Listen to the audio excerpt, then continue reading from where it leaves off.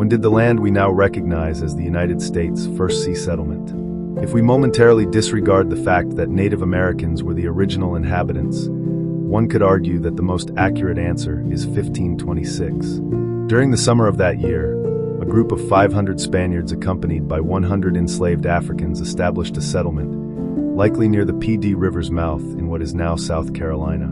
The settlement faced significant challenges in its early days, including disease and conflicts with local indigenous tribes, leading to many fatalities.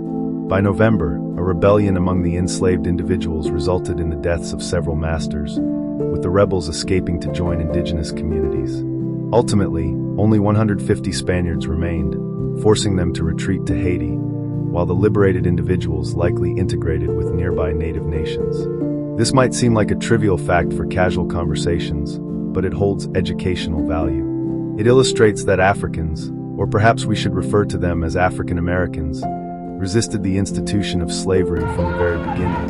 It highlights the often overlooked dynamics of race relations among indigenous peoples, Africans, and Europeans, a topic that is frequently absent from history textbooks. This incident reveals that slavery cannot persist without stable territorial control, and symbolically, it underscores the fact that African Americans, along with the complex issue of racial dynamics, have been intertwined with American history since the initial European settlements. A recurring motif throughout American history is the domination of Black Americans by white Americans. Race stands as the most profound and divisive issue in American society. Conflicts surrounding Black and white relations led to the collapse of the Whig Party, the establishment of the Republican Party, and the Democratic Party's self-identification as the white man's party for nearly a century. One of the first instances of Congress overriding a presidential veto occurred with the 1866 Civil Rights Act, which Republicans passed against President Andrew Johnson's objections. Senators conducted the longest filibuster in U.S. history, lasting over 534 hours, to oppose the 1964 Civil Rights Act. Scholar Thomas Byrne Edsall has documented how racial issues instigated a substantial political realignment from 1964 to 1972, during which the white South transitioned from a Democratic stronghold to a Republican bastion. Race continues to influence politics today. For instance, George W. Bush garnered only 11% of the Black vote in 2004, yet secured 57% of the white vote. Race permeates nearly every facet of American popular culture. From the 1850s to the 1930s, with few exceptions during the Civil War and Reconstruction, minstrel shows, an unfortunate byproduct of plantation slavery, dominated American entertainment. During this period, Uncle Tom's Cabin became the longest-running play, staged thousands of times. Major films like Birth of a Nation, The First Talkie the Jazz Singer, and the blockbuster Gone with the Wind centered on race relations. The most popular radio show of all time, Amos and Andy, featured two white men portraying comically inept African Americans. The most watched television miniseries, Roots, sparked a cultural renaissance in genealogy and ethnic identity. In music, the themes of race relations resonate through numerous spirituals, blues, reggae, and rap songs. The struggle over racial slavery may be the dominant narrative in American history. Until the late 19th century, cotton, grown, harvested, and processed primarily by enslaved individuals, was the nation's most vital export. The elegant antebellum homes that characterized both the North and South were often constructed by slaves or financed through profits from the slave and cotton trades.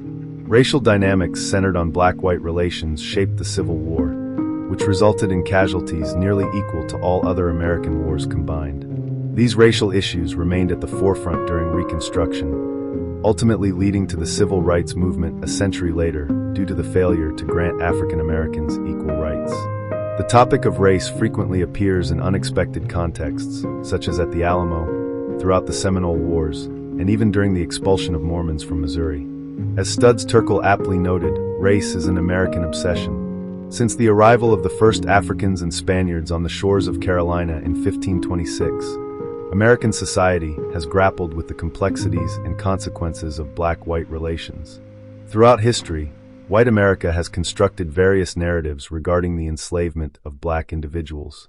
In each of the last 2 centuries, the most popular American novels centered on the theme of slavery: Harriet Beecher Stowe's Uncle Tom's Cabin and Margaret Mitchell's Gone with the Wind. These two works present starkly different perspectives. Uncle Tom's Cabin condemns slavery as a moral evil, while Gone with the Wind romanticizes it as an ideal social order, mourning its demise. Prior to the civil rights movement, textbooks largely aligned with Mitchell's portrayal. In 1959, a high school textbook I encountered downplayed the detrimental effects of slavery, suggesting that while bondage was burdensome for African Americans, it was equally burdensome for their masters. Claims that slaves were content and well cared for echoed the Magnolia myth, the narrative that slavery was a harmonious social structure that caused no real harm to anyone, black or white. A well-known 1950 textbook by Samuel Eliot Morison and Henry Steele Commager even asserted that Sambo, the archetype of the oppressed, likely suffered less than any other group in the South under this peculiar institution. Contemporary textbooks, however, have shifted in their portrayal of slavery. Following the civil rights movement, they have returned, at least partially, to Stowe's damning critique of the institution. American history discussions often begin with positive descriptions of the living conditions of slaves, stating, they were typically provided adequate food, clothing, and shelter. However, authors quickly highlight the brutal reality. Slaves possessed no rights whatsoever. It wasn't merely that they couldn't vote or own property. Their owners had total control over their lives. Slavery is now often described as almost literally inhuman. Some textbooks acknowledge that slavery led to despair, which sometimes drove African Americans to take their own lives or revolt against their white captors. Yet there is still debate among historians regarding the severity of slave treatment, with some books pointing out that whipping was common in specific regions while absent in others. Regardless, the texts convey a clear message. Slavery was intolerable for those subjected to it. Today's textbooks also illustrate how slavery increasingly dominated American political life in the early 19th century. They explain how the invention of the cotton gin made slavery more lucrative and how Southern states, along with the federal government, forced indigenous peoples out of vast territories in Mississippi, Alabama, and Georgia, leading to the expansion of slavery. Furthermore, between the 1830s and 1860s, pro-slavery sentiments intensified, with ideologies becoming more overtly racist. Southern planters and slave traders shifted from apologizing for slavery as a necessary evil to arguing that it was a positive good for the enslaved individuals themselves, as noted in Triumph of the American Nation. This ideological extremism was coupled with harsher laws and social customs. Discussions about freeing slaves became increasingly dangerous in the South, as highlighted in the United States, A History of the Republic. Merely possessing abolitionist literature could result in a felony charge in some slaveholding states. New ordinances were enacted that restricted slave owners' rights to emancipate their enslaved individuals. The legal status of free African Americans became increasingly precarious, even in the North, as white Southerners pressured the federal government to make it more challenging to restrict slavery nationwide. Meanwhile, many white Northerners, along with some from the Southern U.S., grew increasingly disillusioned, feeling that their nation had strayed from its founding ideals. The issue of slavery loomed large, permeating every aspect of American life. Senator Thomas Hart Benton of Missouri likened the omnipresence of the issue to a biblical plague. You could not look upon the table, but there were frogs. You could not sit down at the banquet table, but there were frogs. You could not go to the bridal couch and lift the sheets, but there were frogs. We can see nothing, touch nothing, have no measures proposed, without having this pestilence.